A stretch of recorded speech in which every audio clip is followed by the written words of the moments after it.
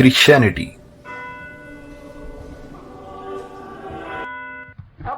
इस्लाम,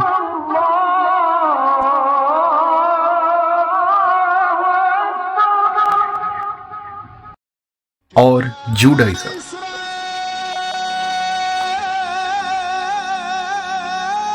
दुनिया के 3 सबसे बड़े रिलीजन हैं। इन तीनों ही रिलीजन में कुछ बड़े बड़े लेजेंड्स भी रहे हैं।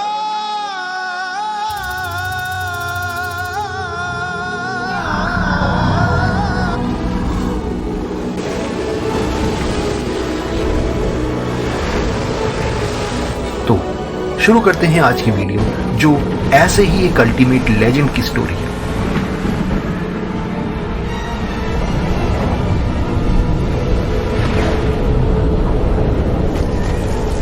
आज से 7000 साल पहले एक ऐसी दुनिया जहां के लोग कमजोरों पर अत्याचार करते, महिलाओं और बच्चों को मारते और सबसे बुरा ईश्वर को छोड़कर शैतान की पूजा करते। ऐसे वर्ल्ड में पूरी तरीके से करप्शन और इमोरलिटी भरी हुई थी। लेकिन इसी बीच ईश्वर अपने एक नेक और ईमानदार इंसान को भेजते हैं जिनका नाम था नोआ, या फिर अरेबिक में नूह, पीस बी अपॉन हिम, जो कि बाइबल के अनुसार एडम, इनोक की लाइनेज में से ही थे। ये बात रिलीजियस स्क्रिप्ट्स में भी है।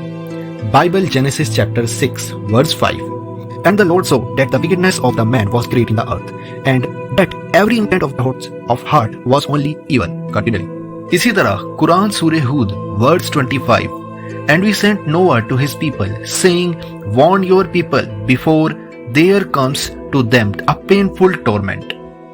नोआ पीस बी अपॉन हिम अपने लोगों को बहुत समझाते कि ये सब काम सही नहीं है, पर उनके लोग उनका मजाक उड़ाते और कहते, ये नोआ शायद कोई पागल है जो हमारी परंपराओं और सभ्यता पर सवाल उठाता है। और नोआ पीस बी अपॉन हिम से कहते, अगर तुम सच्चे हो तो ले आओ वो पनिशमेंट हम पर जिसकी तुम बात करते फिरते हो। Profit Noah peace be upon him लोगों को ईश्वर की इबादत करने को बोलते, पर बहुत कम ही लोग उनकी बात मानते और ईश्वर को मानने वाले बनते। प्रॉफिट नोआ की फैमिली में उनके सन शैम, हैम और जेपर और उनकी वाइफ थी। ईश्वर लोगों की बुराई को देखकर बहुत ज्यादा गुस्सा था। Bible Genesis chapter 6 verse 13, And the Lord said to Noah, The end of all flesh has come before me, for the earth is filled with violence through them, and behold, I will destroy them with the earth. इसी तरह Quran surah Hud verse 40, And we said, O Noah, embark therein with those of your family whom we have written down as saved, and of every kind of pair, and do not address me concerning those who have wronged. Indeed, they are doomed. अब नोआ peace be upon him को warning मिल चुकी थी ईश्वर की तरफ से कि जल्द ही वो एक बड़ी पनिशमेंट लोगों के लिए भेज रहे हैं। तो सभी लोग जो उनको मानने वाले हैं और हर तरह के एनिमल्स के पेयर जमा कर लीजिए।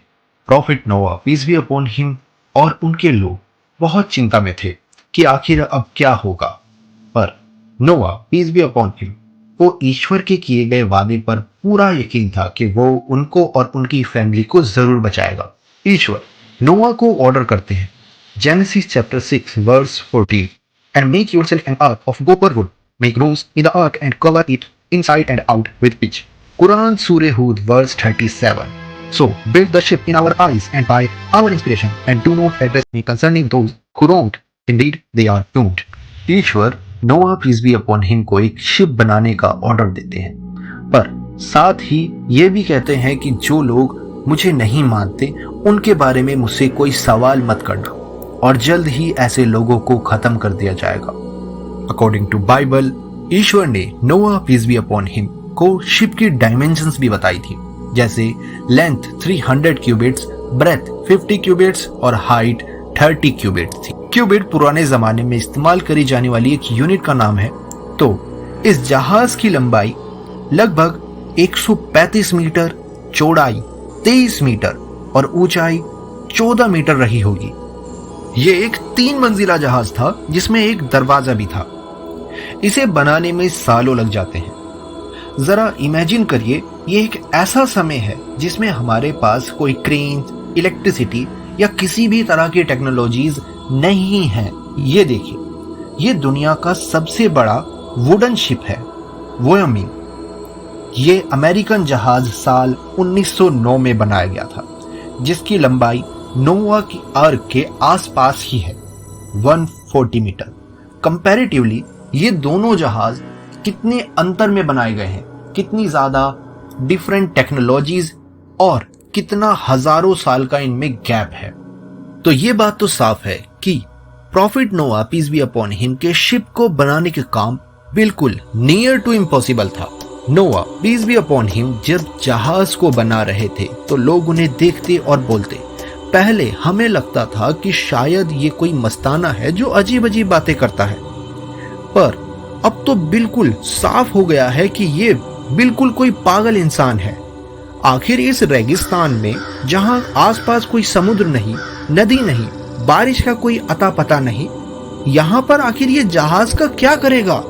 इस जहाज के इमेंस साइज को दर्शाने के लिए 2016 यूएस में बनाया गया है एक biblical theme park arc encounter, जिसमें सेम साइज के जहाज का एक रेप्लिका तैयार किया गया है।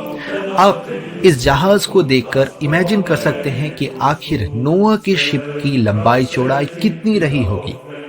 इसी तरह के और भी वर्ल्ड में बिब्लिकल पार्क्स हैं जिनके बारे में हम किसी और वीडियो में डिस्कस करेंगे, तो subscribe. Back to the story.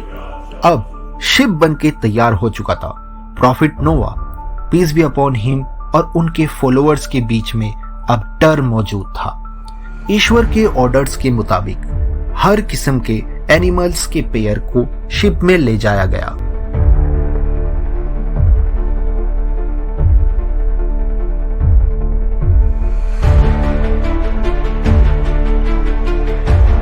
Scriptures के according profit Noah peace be upon him के एक सन ने उनकी बात मानने को इनकार कर दिया। प्रॉफिट नोआ उनसे बहुत ज्यादा नाराज थे। तभी the God answered. Genesis chapter 7 verse 11। In the 600th year of Noah's life, in the second month, on 17th day of the month, on that day, all the fountains of the great deep burst forth and the windows of heaven were opened. Quran Surah Al-Qamar verse 12. Then we opened the gates of heaven and poured forth the water in the torrents. Profit नोआ और उनके followers और साथ सभी animals जहाज में मौजूद थे। बारिश शुरू हो गई, बांध टूट गए और जल प्रलय शुरू हो गया। नोआ पीस बी अपॉन हिम अपने बेटों को कहते, Quran surah Hud verse 42, and he cried to his son, O son, embark with us and do not with the disbelievers. Prophet Noah peace be upon him अपने बेटे को रो रो कर ship पर आने को बोलते और ईश्वर को मानने को कहते। उनके बेटे प्रॉफिट नोआ से कहते कि नहीं, मैं आपकी बात नहीं मानूंगा, मैं तो इस पहाड़ी पर चढ़ जाऊंगा और पानी से बच जाऊंगा। पर तभी उन दोनों के बीच में एक बड़ी सी लहर आती है और उनके बेटे गायब हो जाते हैं। Profit Noah peace be upon him को ईश्वर की बातें याद आती हैं कि मुझसे उन लोगों के बारे में सवाल मत करना जो गलत रास्ते पर हैं। जहाज की सारी खिड़कियां और दरवाजा बंद कर दिया जाता है।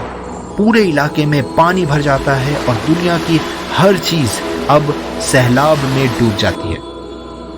लोगों का ये मानना है कि यह एक वर्ल्ड वाइड फ्लड था जो कि पूरी दुनिया में आया और पूरी धरती डूब चुकी थी और बस प्रॉफिट नोआ और कुछ लोग ही बचे थे। पर कुरान के मुताबिक ये एक रीजनल फ्लड था जो पूरे मिडल ईस्ट पर आया। 40 दिन और रात लगातार बारिश होने के बाद Quran surah Hud verse 44-45, and it was said, O earth swallow up your water, O sky withdraw your rain, and water subsided, and the decree was fulfilled, and the ark rested on Mount Judy, and it was said, away with wrongdoing people. ईश्वर जमीन को हुक्म देते हैं कि अपना सारा पानी सोख ले, आसमान थम जाए और शिप अपने फाइनल प्लेस पर आकर रुकती है, टर्की के ईस्टर्न बॉर्डर पर माउंट अराराट। एक सफेद कबूतर एक छोटी सी टहनी लेकर profit Noah peace be upon him के पास आता है एक शांति का पैगाम लेकर। आसमान में रेनबो छा जाता है। Genesis chapter 9 verse 13-14। And God said, "This was the sign of covenant that I have established between me and you, and every living creature that is with you. For all the generations to come, I have sent my bow in the clouds, and it shall be a sign of covenant between me and the earth." लोगों का यह भी मानना है कि आगे आने वाली सभी जनरेशन नोआ और उनके लोगों से ही आई हैं। आर्कियोलॉजिस्ट का दावा है कि उन्हें नोआज आर्क के कुछ आर्टिफैक्ट्स मिले हैं माउंट अरारोत पर प्रोटेक्टेड साइट होने के कारण उनकी पुष्टि नहीं हो पाई। शायद फ्यूचर में हमें profit Noah peace be upon him की स्टोरी से हमारी क्या कनेक्शन है ये ऐसा भी कुछ मिल जाए। Profit Noah peace be upon him इस्लाम में टॉप रैंक प्रॉफिट में से एक है और इनकी स्टोरी हमें ईश्वर के बताए रास्ते पर चलने और विश्वास करने का मिसाल देती है। आखिर कितना भी बुरा समय हो, अगर आप सच्चे हो, सही रास्ते पर हो तो आप कभी नहीं हार सकते और आपके रास्ते कभी बंद नहीं होंगे। नोआज आर्क सिंबलाइज करती है even in the darkest times hopes prevail as promise, love and faith.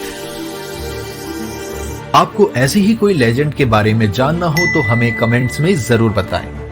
Video पसंद आई हो तो लाइक करें, शेयर करें और ऐसी और अमेजिंग वीडियोस के लिए चैनल को सब्सक्राइब करें। More interesting updates coming up. Thank you.